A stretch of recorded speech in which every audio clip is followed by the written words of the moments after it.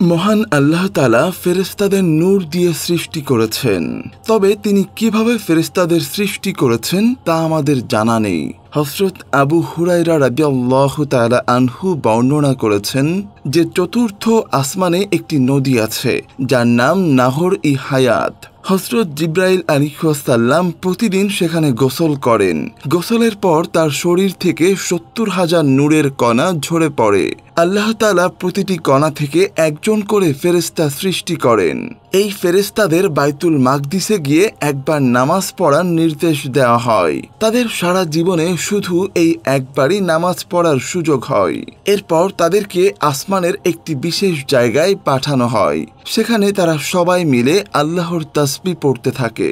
নবীজি সাল্লাল্লাহু আলাইহি ওয়াসাল্লাম বলেছেন, আল্লাহ যখন ফেরেশতাদের সৃষ্টি করেন তখন তাদের মুখে প্রথম যে কথা আসে তা হলো লা হাওলা ওয়ালা কুওয়াতা ইল্লা বিল্লাহ, অর্থ আল্লাহ ছাড়া কোনো শক্তি বা ক্ষমতা নেই। জিবরাইল আলাইহিস সালামকেও যখন সৃষ্টি করা হয় তখন তিনিও এই কথাই বলেছিলেন।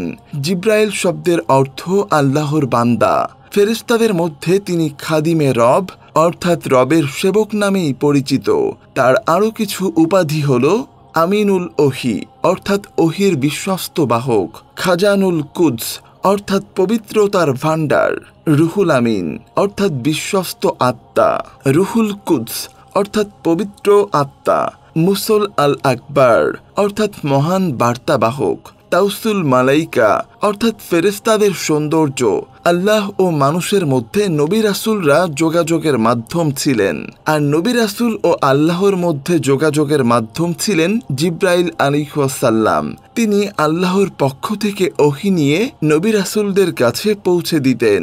তবে নবুয়তের ধারা শেষ হওয়ার পর এখন আর ওহী আসে না।